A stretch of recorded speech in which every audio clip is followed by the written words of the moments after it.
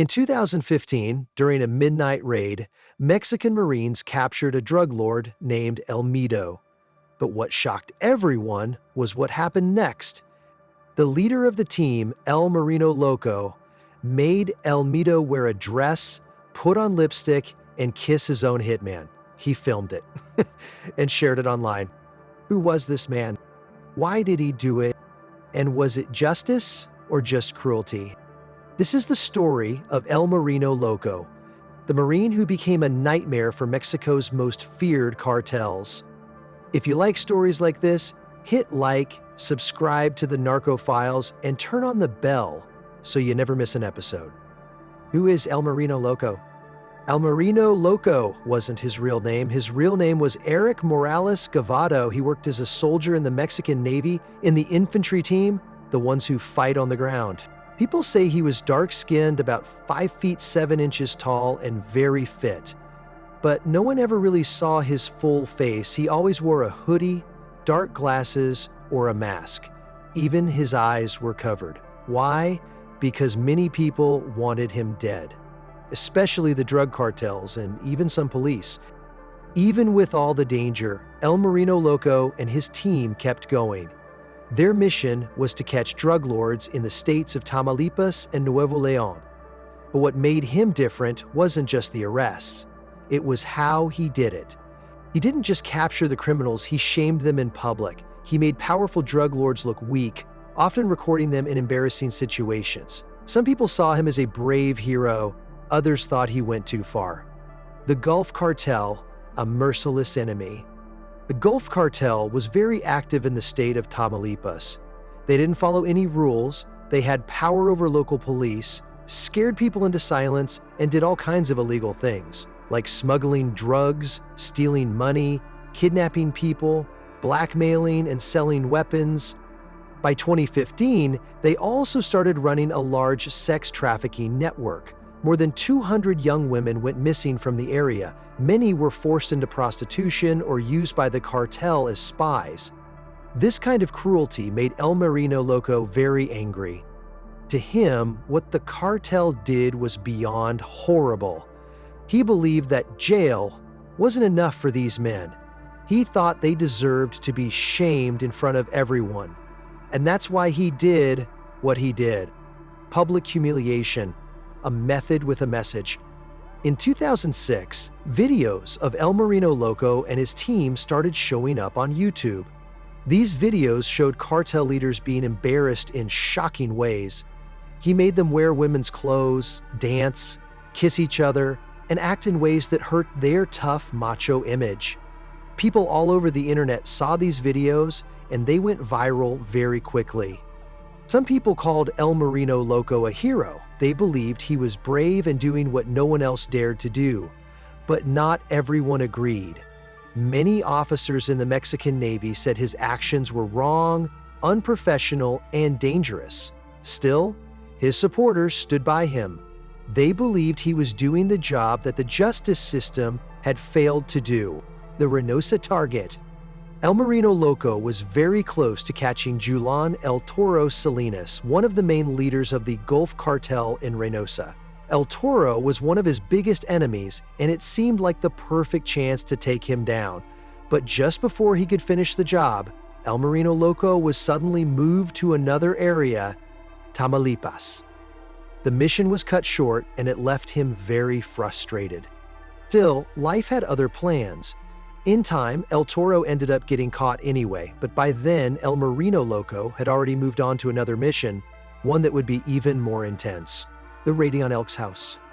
El Marino Loco and his team were now after another cartel leader named Sylvester Aro Rodriguez, also known as El Chunk. They went straight to his house, ready to take him down. But when they got there, El Chunk had already escaped. That didn't stop El Marino Loco. He and his team went through the house and destroyed many things inside. They even smashed a photo of El Chi's father and took the ashes of his late father with them. It was a clear message. They wanted El Chi to know they were serious. As they were leaving, they ran into 3 men connected to the cartel. El Marino and his team beat them badly to get information. It worked. Not long after, El Che was found and caught at a hospital. A few days later, his brother Marco was also arrested, returning to El Mido. As if things hadn't already gone far, El Marino Loco took things to another level. He caught El Mido, another important member of the cartel, and did something shocking. He made El Mido wear a dress, put on lipstick, and kiss his own hitman. It was all filmed while El Marino and his team laughed. Then they shared the video online for everyone to see.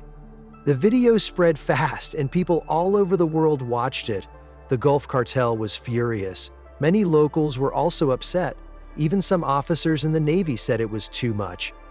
But El Marino Loco didn't feel bad. He believed this kind of public shame was justice. In his eyes, these drug lords acted like tough men, so tearing down their pride in front of the world was the punishment they deserved. Min chose his life, explaining his actions. El Marino Loco believed that cartel leaders chose a life of crime and pain, and they often acted proud and powerful. To him, the best way to punish them was to break that tough image they carried. He made them wear women's clothes, dance, and do things that hurt their pride in public. He saw this as true justice, not just arresting them, but tearing down the fake power they showed. He felt that once someone became a cartel boss, they acted like they were above everyone else. So by humiliating them, he believed he was doing the world a favor. The war goes on. After the El Mido incident, the Gulf Cartel was furious and made El Marino Loco their top enemy. They tried to bribe him with drinks, women, and gifts, but he rejected everything. He made it clear he wouldn't stop until every cartel leader was caught. The final showdown, April 2015. Julian El Toro Salinas, the cartel boss, did something terrible. He and his gang kidnapped a Mexican Marine and demanded 1.5 million pesos from the Marine's family. The family could only gather around 800,000 pesos, so Salinas ordered the Marine to be killed. The Mexican government was angry. They wanted revenge, and they called on El Marino Loco to lead the mission. In April 2015, El Marino and his team set up 32 roadblocks across the city. 11 of them used burning cars to block any way out. They were ready to trap Salinas. Soon, a gunfight broke out. It was intense, but in the end, Salinas was killed. His brother ran away. It was a big win for El Marino and his squad. Later, at the home of the Marine who had been kidnapped, El Marino saw a small stone item on the floor. He asked the widow what it was. She told him it was a meat tenderizer. He smiled and asked if he could keep it, saying, "I can bash more thugs with this." From then on, people started calling him Thor and Lord of the Hammer. The beginning of the end. El Marino Loco became known across the country. His bold actions, viral videos, and the way he shamed drug lords made him look like a hero to some. But to others, he had crossed the line. News channels covered his every move. While some people cheered him on, many government officials said his methods were wrong and dangerous. The Gulf Cartel fought back in their own way. They accused him of carrying stolen weapons, taking bribes, and stealing the ashes of someone's father. Only the last one was true, but with all the pressure, the Navy decided to let him go. The same man who was once praised was now removed from duty and left in disgrace. What came next? After El Marino Loco was removed from the Navy, stories about him started to spread. Some people said he moved to Sonora and began working quietly with local police, trying to bring down crime near the border. Others believed he went to Mexico City and kept doing what he always did, catching criminals and humiliating them in strange ways. There were even reports of criminals being found handcuffed and dressed in women's clothes, just like in the videos from before. It seemed like El Marino Loco couldn't walk away from his fight. Not yet. Torture or justice? The debate. What El Marino Loco did started a bigger conversation across the country.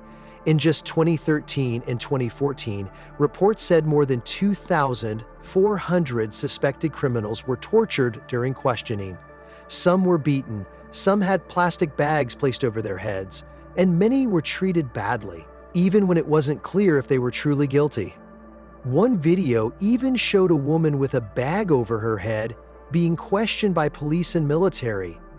It was leaked online and shocked many people. It showed that under El Marino Loco's style of justice, things were often harsh, painful, and always done in front of others to send a message. The 2021 interview, a final word. In 2021, El Marino Loco gave what seemed to be his final interview. He strongly defended everything he had done. He said he was now living in Sonora with his team and made it clear that none of them were criminals. They were all ex-military, well-trained, and serious about what they did. He claimed they never hurt innocent people, only those who were truly part of the problem. He said they had already calmed down the southern parts of Mexico, and now they were moving north and heading toward the center of the country. He ended with a simple message: "We are not criminals. We bring justice, just in our own way." Here's the big question. Was El Marino Loco a hero? Or did he go too far? Some say he brought justice to dangerous drug lords like El Che, El Mito, and El Toro. Others believe he broke the law himself, using violence and shame in a way that no soldier should. He fought evil, but did he become part of it? Can hurting criminals be right if it makes others feel safe? And if the system fails, is it okay to take the law into your own hands? Maybe the truth is somewhere in the middle.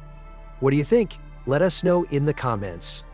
If you want more true crime stories like this one, make sure to like, subscribe to the Narco Files, and hit the bell so you don't miss what's coming next.